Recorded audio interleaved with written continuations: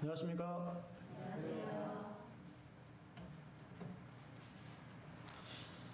네, 오늘은 부정함에서 깨끗함으로 라고 하는 제목으로 말씀을 같이 교제하기를 원합니다.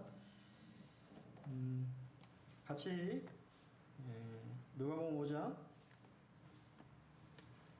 12절로 16절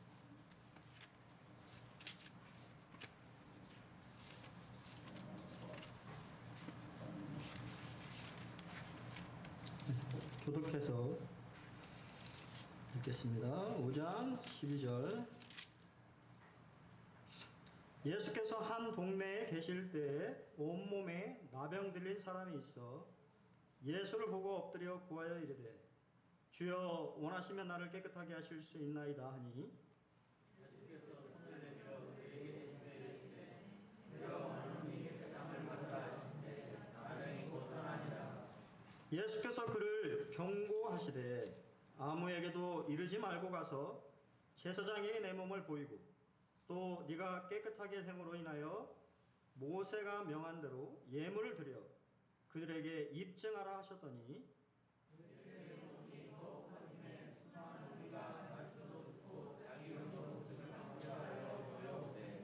예수는 물러가서 한적한 곳에서 기도하시니라.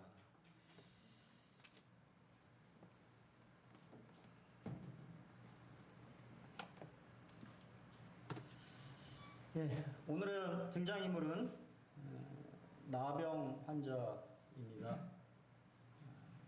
우리가 먼저 좀 생각해 볼 것은 내가 병에 걸렸다라고 했을 때, 그것도 불치병에 걸렸다라고 했을 때 가지게 될 그런 감정을 조금 한번 생각해 보시면 좋을 것 같습니다. 나병 환자, 나하고는 상관없는 일인데? 라고 생각하기 전에 우리가 다 완전하지 않기 때문에 다 병에 걸리지요.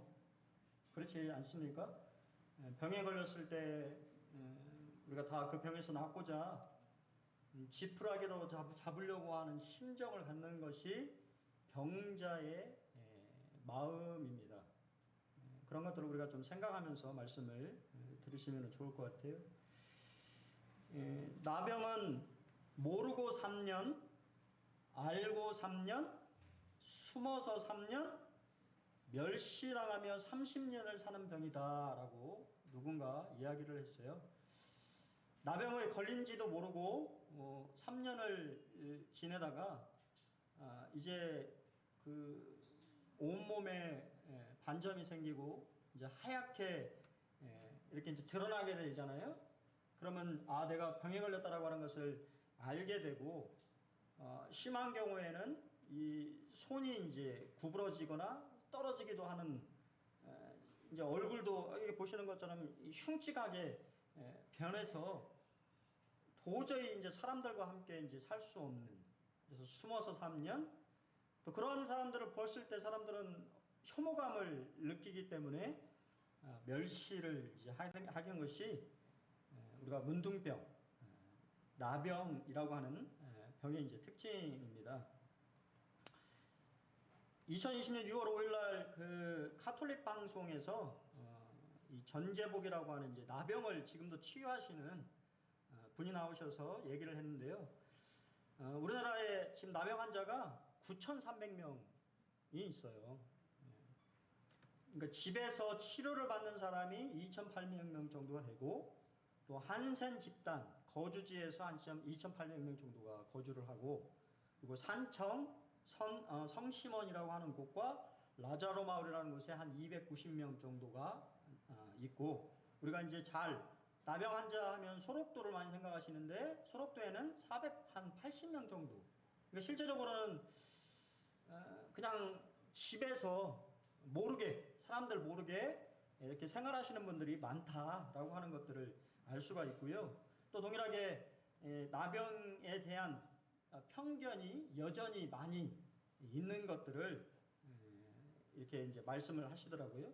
근데 이제 나병은 불치병이 아닙니다. 전염병도 아니고 유전병도 아니에요. 나균이라고 하는 균이 사람 몸에 침투하게 되면 나병이 걸리는 거예요.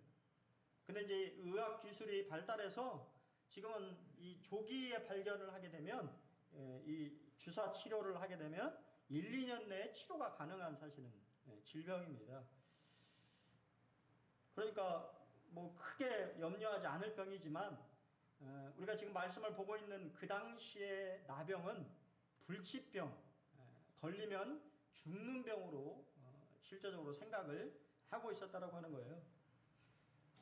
청년의사 김범석 씨라고 하는 분이 의사신데 이분이 이제 소록도에 공중보건의로 근무하시면서 쓴 글에 보면 이렇게 이야기되어 있어요. 환자분들이 처음에는 마음을 잘 안 열어요. 그간 1년 있다가 떠나버리는 의사들을 이미 많이 겪으셨거든요. 간이라도 빼어줄 듯 하다가 1년 후면 뒤도 안 돌아보고 갈 사람들이라 가진 거죠. 그런데 환자들이 마음을 열지 않으면 치료하기가 힘들어요.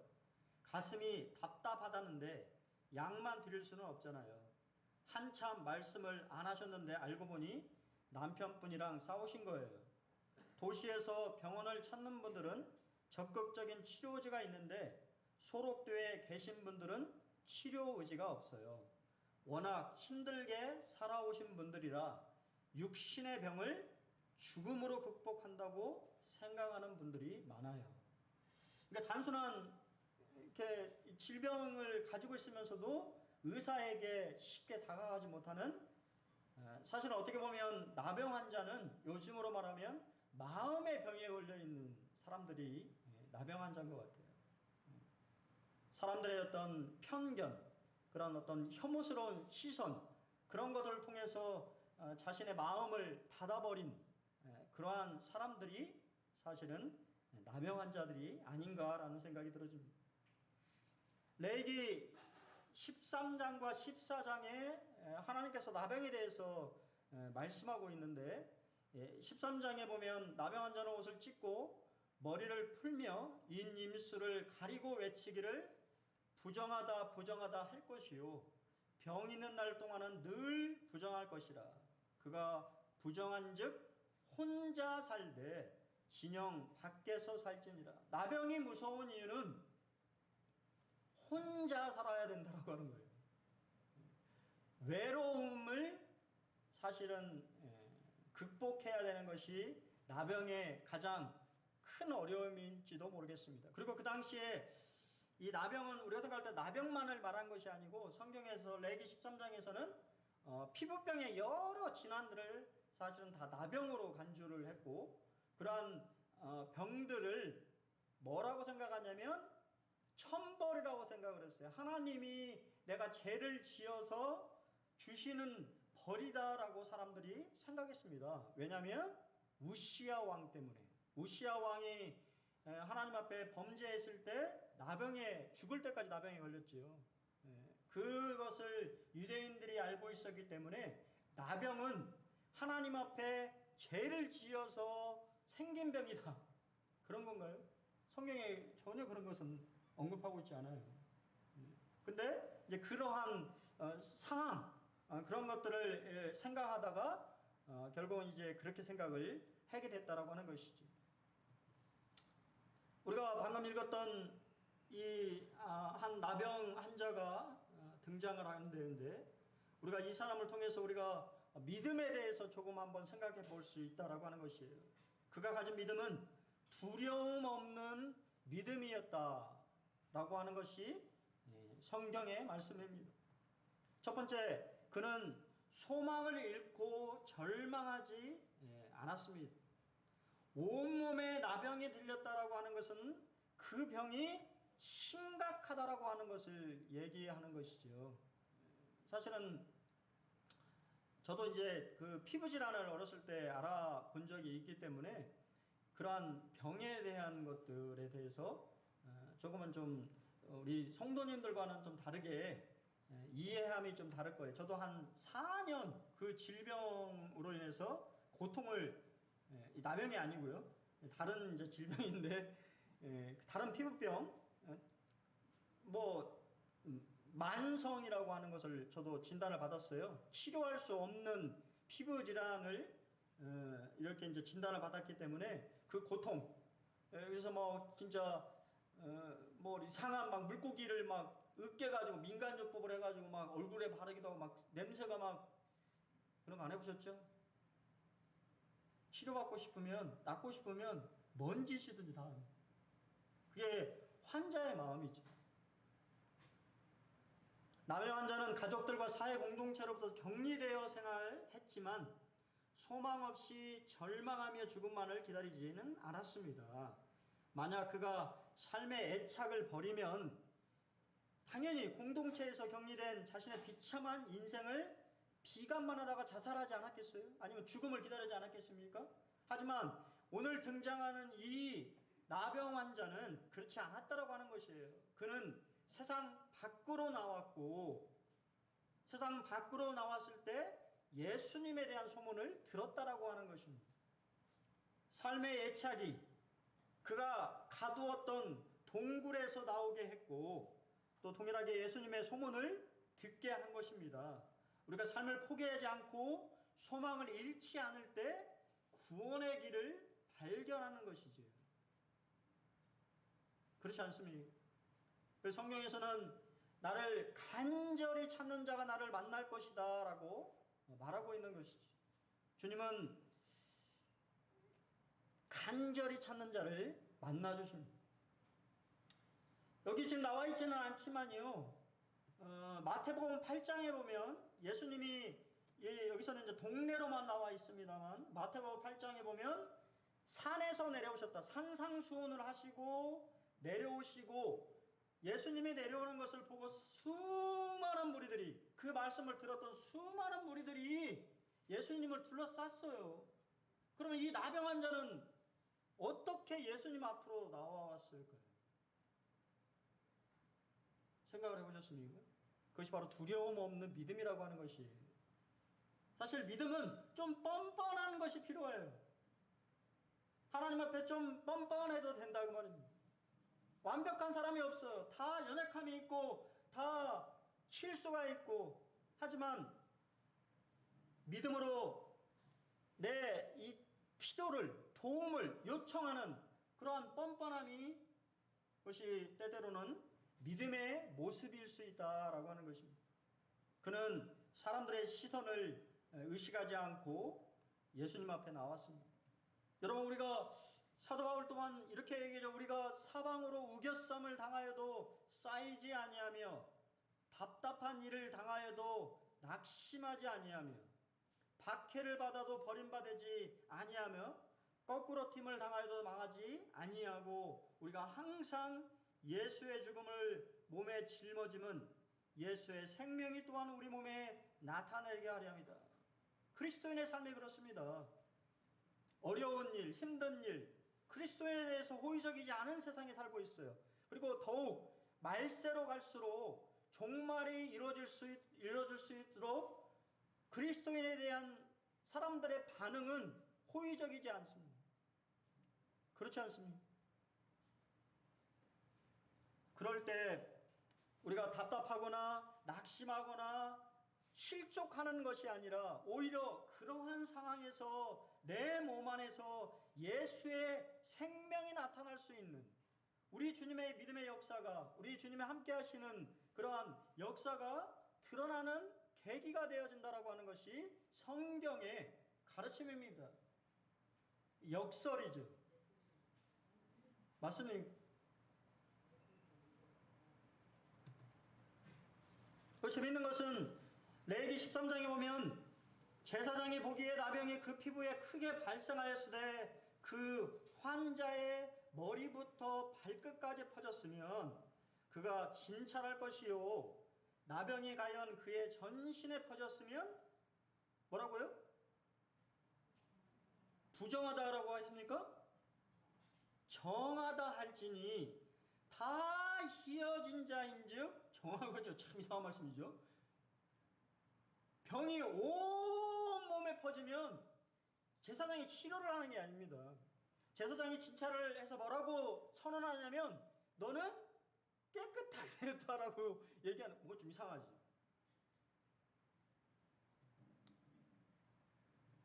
우리 믿음의 선조이신 맥킨토시 형제님이 이렇게 그의 강해서에서 우리에게 말해주고 있습니다. 이것이 지극히 고귀하고 흥미진진한 진리다.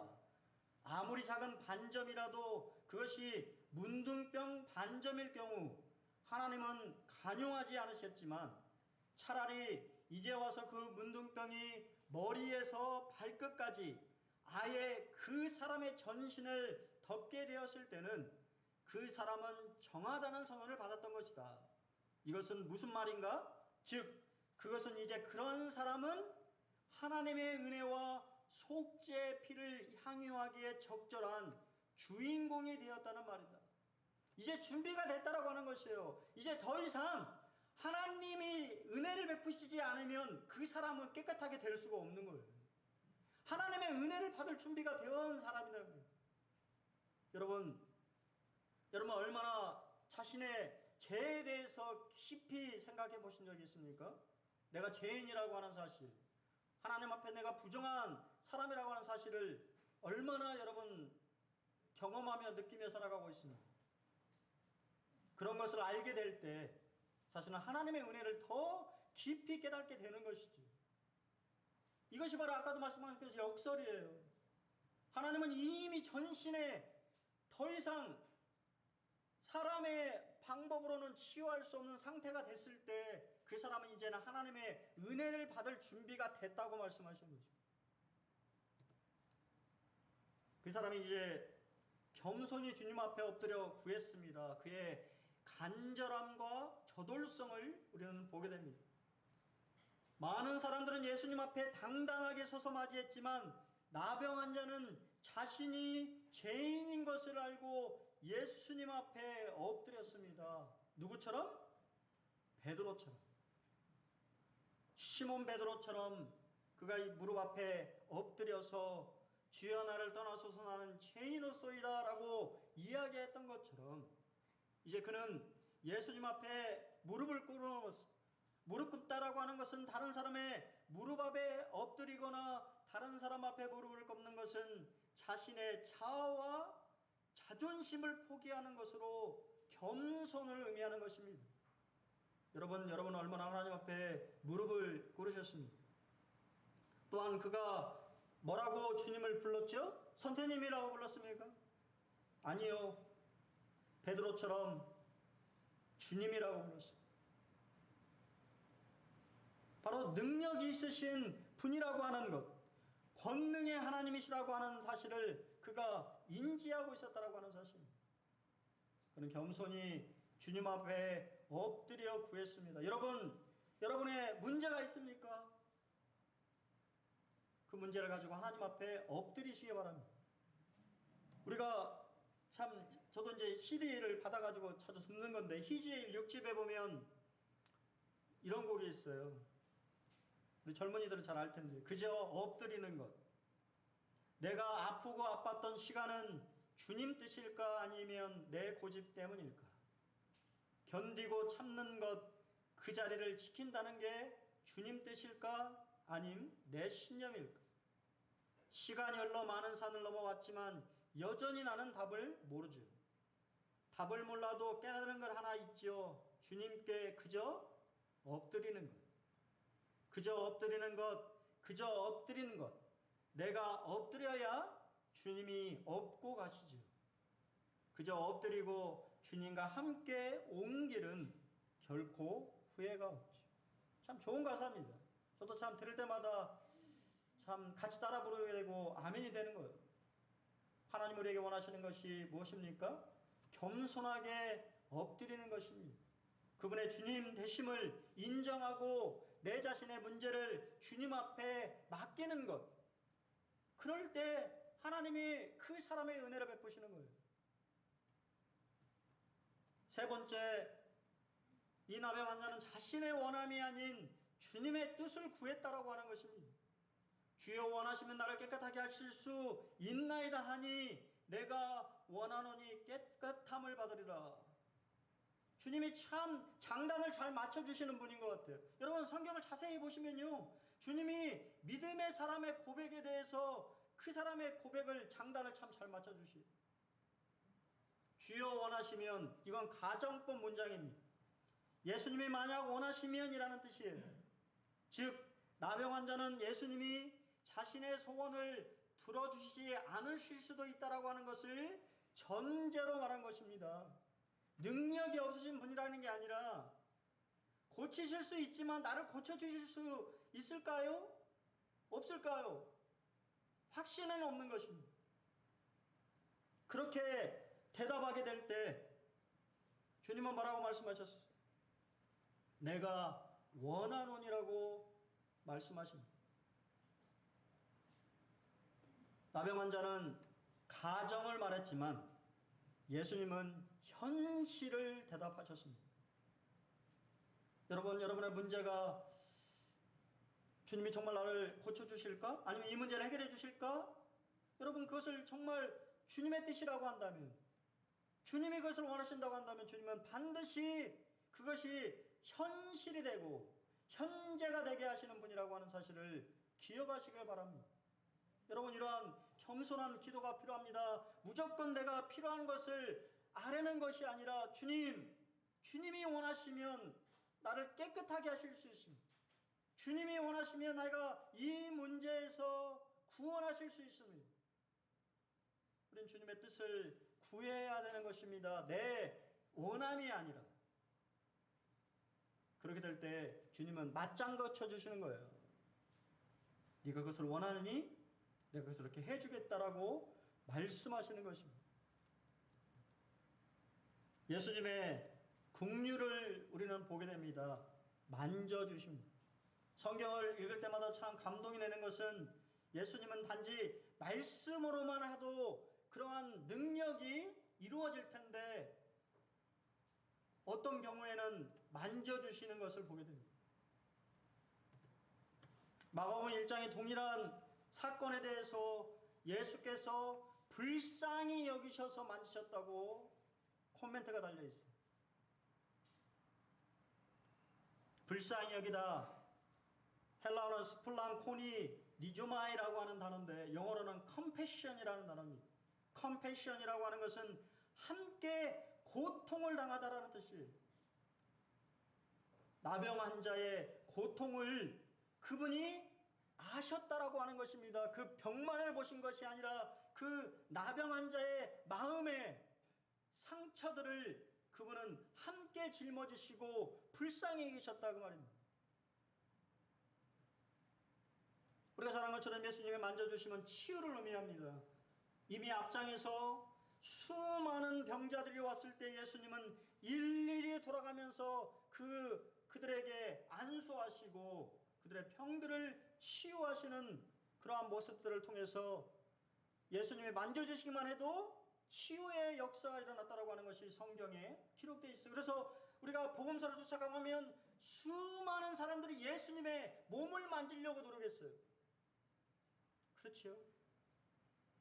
12의 혈류증을 앓은 여성이 내가 예수님을 만지기만 해도 이 병이 낫겠다라고 하는 믿음으로 만졌을 때 치유함이 생겼다고 말입니다.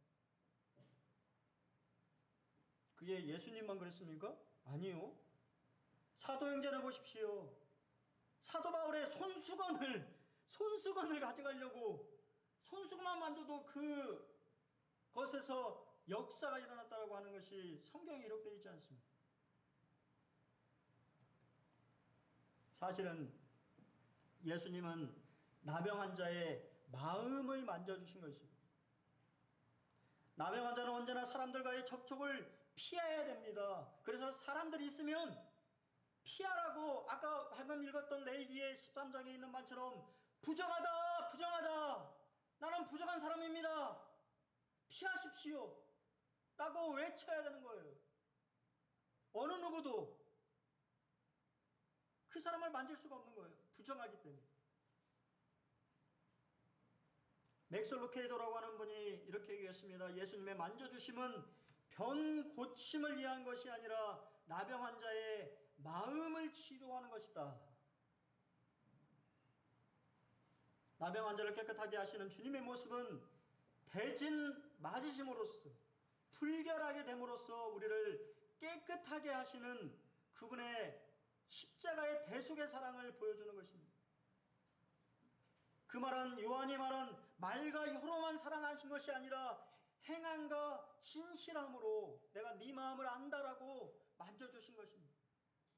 여러분, 오늘 이 시간 우리 주님이 여러분의 마음을 만져주시기를 원합니다. 여러분의 마음에 있는 것들 주님이 정말 만져주셨을 때 마음에 감동이 생기고 그분을 따르고자 하는, 따르라고 하는 것이 아니라 정말 따르고 싶은 마음이 드는 그런 마음이 생기는 것입니다. 맥스 루케드는 그의 책 예수님처럼이라고 하는 것에서 이렇게 얘기합니다. 그가 나를 위해 기도하면서 병을 고쳐주셨더라도 나는 너무 기뻤을 것이다. 그러나 예수님은 나의 병을 말씀으로 고치시는 것으로 만족하지 않으셨다. 그는 나에게 가까이 다가왔고 나를 만지셨다. 나병이 발생하기 전 가족들이 나를 만진 이후에 그 누구도 부정한 나를 만진 적이 없다. 그는 나를 만지시고 말씀하셨다. 내가 원하노니 그 목소리는 부드러웠다. 깨끗함을 받으라. 나는 고침을 받았고 일어서서 예수님의 얼굴을 보았다.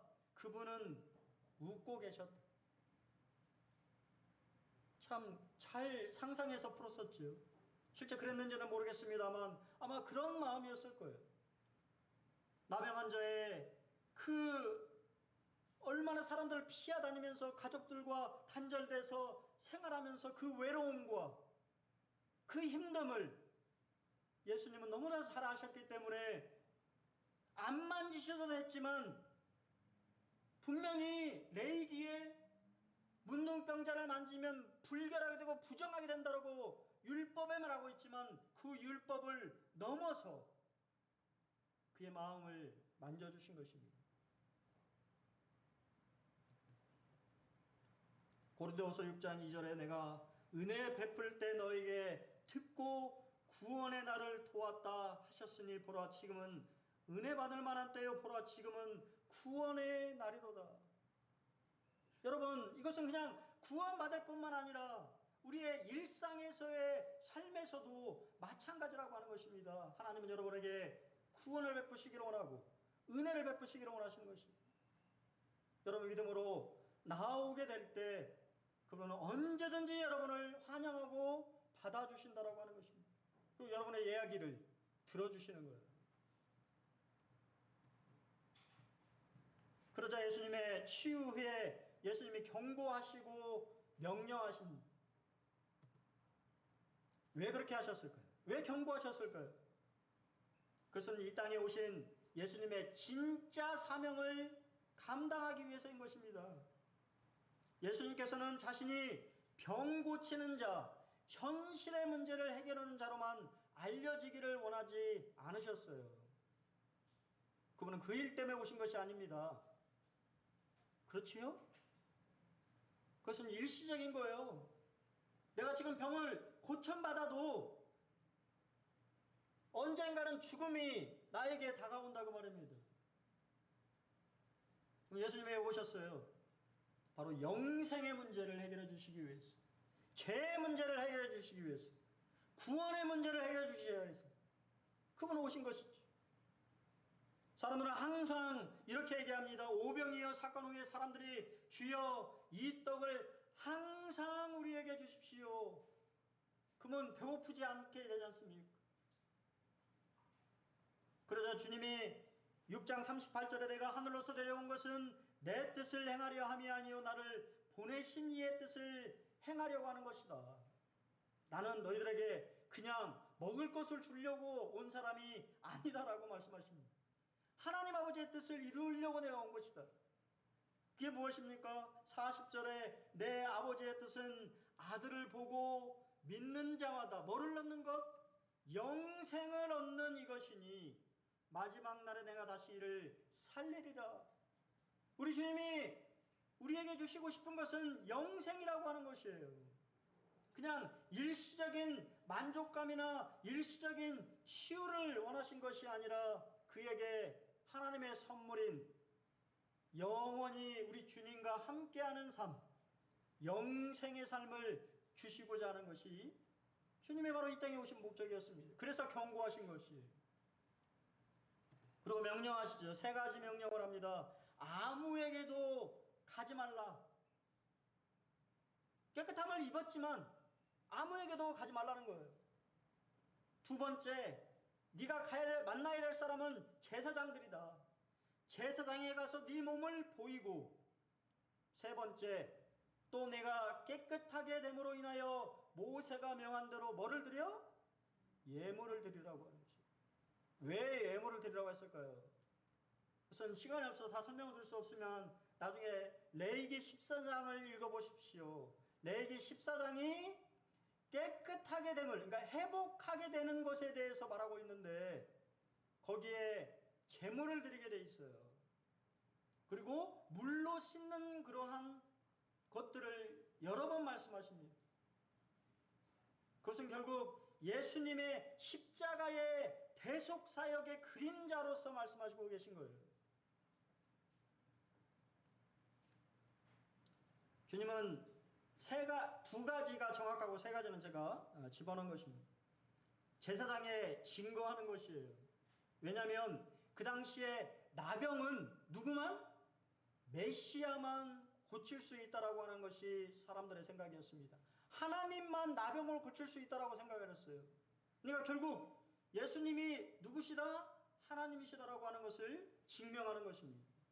2번째, 자신이 모세의 율법을 받아들이고 준수하고 있는 사람이다라고 하는 것을 말씀하시는 것입니다. 그리고 저는 이제 3번째, 공동체와 격리되어 단절과 불행으로 살았던 그 사람을 회복시키는 일을 하신 것입니다. 깨끗하게 된 나병 환자는 동네로 들어갔습니다. 하지만 율법적으로 불결해진 예수님은 동네를 떠나서 광야로 홀로 가시는 모습을 보게 됩니다. 이게 바로 우리 주님의 대속의 사랑의 모습이지. 우리를 위해서는 물불을 가리지 않으시는 것이. 그분은 우리를 위해서 십자가로 나아가셨잖아요. 죄가 없으심에도 불구하고. 또 재미있는 것은 병인데 고침을 받다가 아닌 뭐라고 그랬습니까? 깨끗함을 받으라고 성경이 얘기하고 있어요. 12절에 주여 원하시면 나를 깨끗하게 하실 수 있나이다. 13절 내가 원하노니 깨끗함을 받으라. 14절 네가 깨끗하게 됨으로 인하여. 왜 너는 이제 병에서 고침을 받았다라고 말씀 안 하시고 깨끗하다고 말씀하셨을까요? 우리 유평교회 제가 좋아하는 우리 이병건 형제가 이렇게 얘기를 했습니다. 당시 사람들은 나병에 대하여 그냥 병으로 생각하지 않았습니다. 사람들이 나병에 대해서 가지는 기본적인 생각은 더러움입니다. 다시 말하면 이 나병은 더러움, 죄에 대한 결과로 봤던 것입니다. 그래서 나병에서 낫는 것은 고침받는 것이 아니라 깨끗하게 되어지는 것이죠. 우리가 동일하게 그런 모습들을 우리가 보지 않습니까? 다 뭐에 대해서 얘기하고 5장에서 여러분들이 말씀을 보시면서 주의 깊게 보실 포인트가 뭐냐면 우리가 앞에서 본 것처럼 시몬 베드로가 이를 보고 예수의 무릎 앞에 엎드려 이르되 주여 나를 떠나소서 나는 뭐라고요? 죄인으로소이다. 13절에 문둥병 환자, 나병 환자에 대해서 말씀하시면서도 깨끗함을 받으라, 죄에 대해서 깨끗하게 되었다라고 말씀하십니다. 또 그 다음 우리가 살펴볼 20장에서는 예수께서 그들의 믿음을 보시고 이르시되 이 사람아 네 죄 사함을 받았느니라고 죄 사함의 문제를 계속해서 말씀하고 계신 것입니다. 결론은 누가복음 5장 32절에 내가 의인을 부르러 온 것이 아니요 죄인을 불러 뭐 하려고요? 회개시키려고 왔다고 말씀하십니다. 그래서 죄의 문제를 계속 다루고 계신 것이에요. 인생의 모든 문제는 죄 문제입니다. 예수님은 죄 문제를 해결해 주시기 위해서 오신 것이에요. 고린도서 5장 21절에 하나님의 죄를 알지도 못하신 이를 우리를 대신하여 죄로 삼으신 것은 우리로 하여금 그 안에서 뭐가 되게? 하나님의 의가 되게 하려 하십니다. 의가 됐다라고 하는 것은 이미 깨끗함을 입었다라고 하는 것입니다. 우리가 요한복음에 제자들과 마지막 유월절 맞으실 때 뭐가 있었죠? 세족식이라고 하는 것을 거행하셨잖아요. 그때 주님이 참 놀라운 말씀을 하시죠. 베드로가 주님, 어떻게 선생님 되신 주님이 내 발을 씻기십니까? 네가 씻지 않으면 나와 관계가 없다고. 그러니까 뭐라고 말합니까? 참 베드로 참 주님 그러면요 온몸을 씻겨주십시오. 그래서 주님 뭐라고 말씀하셨어요? 이미 목욕한 자는 발만 씻으면 된단다. 여러분 그렇지요. 여러분 우리 주님을 개인의 구주로 영접할 때 우리는 이미 우리 주님의 보혈로 씻음 받은 것이에요. 목욕을 한 것입니다. 하지만 여전히 세상에 나가 살아가기 때문에 죄의 찌기들, 악한 습성들, 그러한 더러움들이 우리의 손발에 묻게 되잖아요. 우리가 그럴 때 우리는 씻어내야 되는 것입니다. 다시 깨끗함을 입어야 되는 것이에요. 예수님은 인기를 쫓지 않고 오직 하나님의 뜻을 쫓는 삶을 사셨습니다. 소문내지 말라니까 소문을 내버렸어요. 그것을 칭찬하실지 어떨지는 잘 모르겠으나 어떻게 됐든 간에 여러분 근데 참 재밌는 워런 ESB 목사님이 참 재미있는 말씀하셨어요. 소문내지 말라고 한 사람은 열렬한 증인이 되어서 소문을 사방팔방내고 있는데 소문내라고 하는 성도들은 입을 다물고 있다. 여러분 어떻습니까? 우리 소문내라고 했잖아요. 땅끝까지 이르러 내 증인이 되라. 나 좀 소개해 주라고 얘기하는데 소문내지 말라고 한 사람은 소문을 막 내고 소문내라고 한 사람들은 입을 다물고 있으니 어찌된 영문입니까? 여러분 예수의 소문을 내십시오. 여러분 정말 예수 만난 사람들이라고 한다면 예수 소문을 내야 되는 것이에요. 내가 만난 예수는 이런 분이다라고 하는 소문을 이 사람은 내고 있어요. 그러자 우리가 이미 살펴본 대로 이 소문이 다르다고 하는 것을 말씀드렸습니다. 로고스라고 하는 단어를 쓰고 있어요. 주님에 대한 소문이 퍼졌을 뿐만 아니라 거의 대경실색하여 소동이 벌어질 정도로 퍼졌음과 사람들이 이제는 그분이 누구라고 하는 사실, 하나님이 보내신 메시아라고 하는 사실을 조금 인지하게 되기 시작했어요. 재밌는 것은 기도하시니라라고 하는 이 단어가 프로슈코마이라고 하는 단어인데 간청하다, 신앙 고백하다, 예배하다, 경배하다로 다양하게 쓰입니다. 우리 주님은 뭐라 하셨을까요? 그리고 어느 분이 말하기를 이 프로슈코마이의 뜻이 뭐냐면 하나님의 뜻이 이루어지기를 구하고 하나님의 뜻이 자기 자신에게 또는 이웃에게 흘러보내지도록 하는 것을 의미하고 있다는 거예요. 그냥 무엇인가를 구하고 있는 것이 아니라 내가 무엇인가를 구했을 때 하나님의 뜻을 내가 알게 되고 그것을 내 삶에 적용하고 다른 사람에게 그 하나님의 뜻을 실천해 가는 것이 기도의 정확한 명칭이다라고 하는 것이에요. 여러분 그렇게 살고 있습니까?